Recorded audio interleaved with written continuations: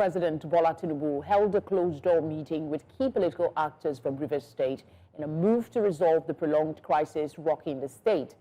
The meeting held at the presidential villa in Abuja brought together the suspended Rivers State Governor, Siminalayi Fubara, Minister of the Federal Capital Territory, Nyesom, Wike, Speaker of the Rivers State House of Assembly, Amaewhule, and other members of the state legislature.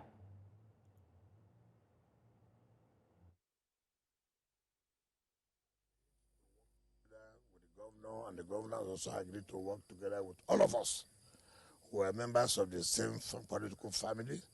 Yes, just like humans, you have a disagreement, and then you also have a time to also settle your disagreement, and that has been finally concluded today, and we have come to report to Mr. President that is what we have agreed. So for me, everything is over, and enjoy everybody who believe to work with us, to also work together with everybody.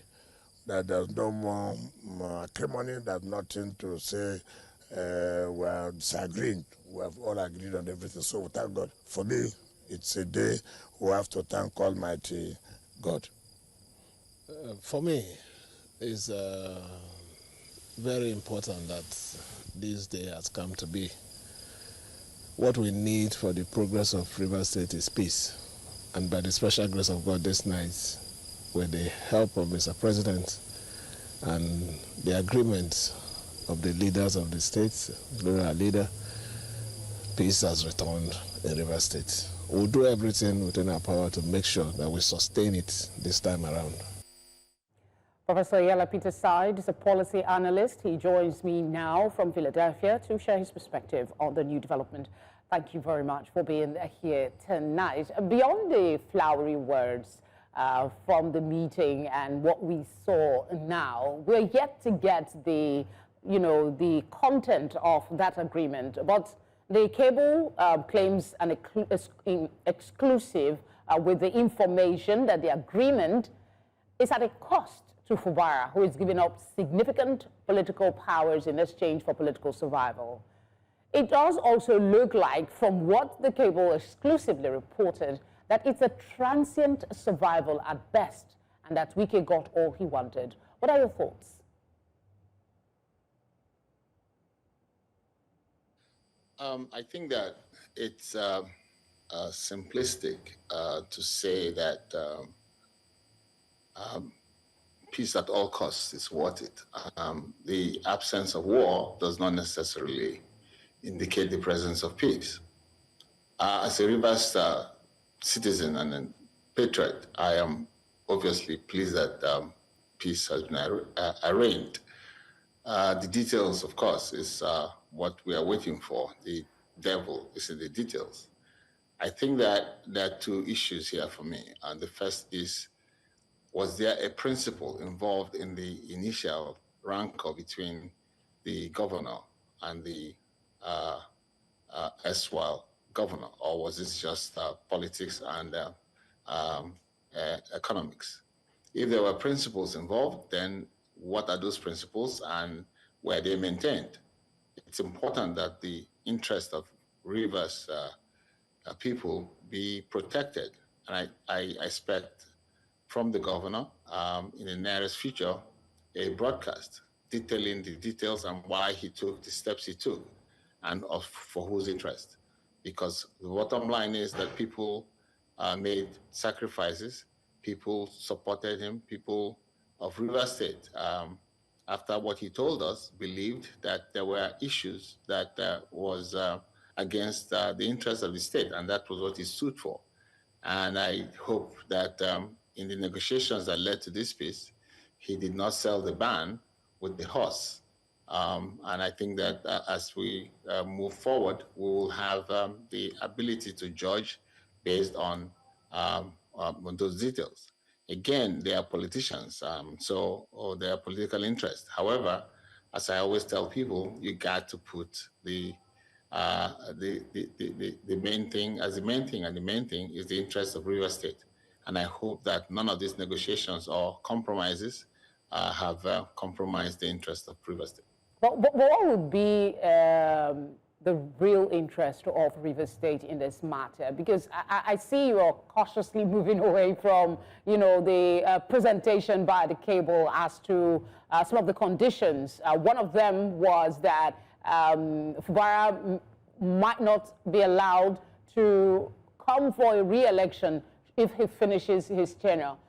Let's put that aside and just ask your thoughts on what could be the content of this agreement that has brought an end to a conflict that has taken so many months. I think I have to go by what the governor told us in the first instance when this conflict started, that he was being denied the freedom to run the state as an elected official of the state, and that there were people who were trying to manipulate him and dictate to him how to run the state.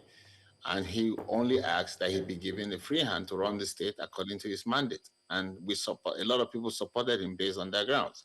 If he's coming back to power and then giving up those same mandates, then the question is, why are you coming back? Why are you accepting those conditions now if they were not good enough for you last time? And the second thing, of course, is what happens to those who believed in you and who rallied around you, who supported you, reminding him that he is not really a politician. He was a civil servant before he was entrusted as the governor of the state. There are people who stuck their neck out based on what he told us. And are those interests being protected? Are we going to see a spate of, acrimony and retaliation against people who, for good measure, thought that what he said was true and he needed support from all of us? Safe to say, to speculate is not the best interest now. So let's talk about what could be. Some say this is all about 2027. Does this current deal, as it were, confirms that in any way? If yes, what could be the implications for the 2027 elections in Rivers State?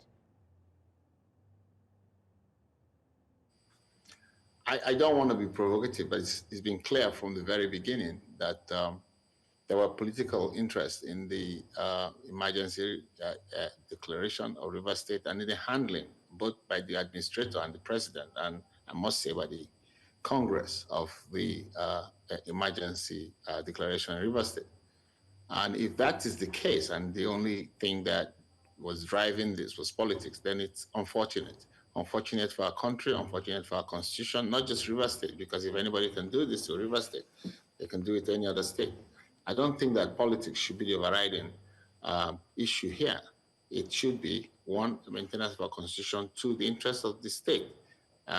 Members of the state desire and demand that they be represented properly by an elected official and not be micromanaged from an unseen hand. If the suspended governor has given up his chance to run for elections in 2027, that's his private matter. I'm not concerned about that. It's what happens between now and 2027. Who makes the rules? Who decides? And I think that as a Rivers man, we're going to be watching very, very carefully to see what compromises he made and what decisions he made and what the elements of those compromises are, how he affects us. And I can assure you that if he took a purely selfish line on this, there will be people who will be very unhappy with him. And he's a young man. His life is still very young. He has a future ahead of him. I was going to ask you one more, but I guess let me go ahead and ask. Public perception of this peace agreement, so to speak, considering all we know about the conflict in the state, the threats, the intimidation, what would be the public perception if some of the content of the deal comes out and there are concerns about autonomy and power separation? I don't know if you followed the developments as we went along through this emergency.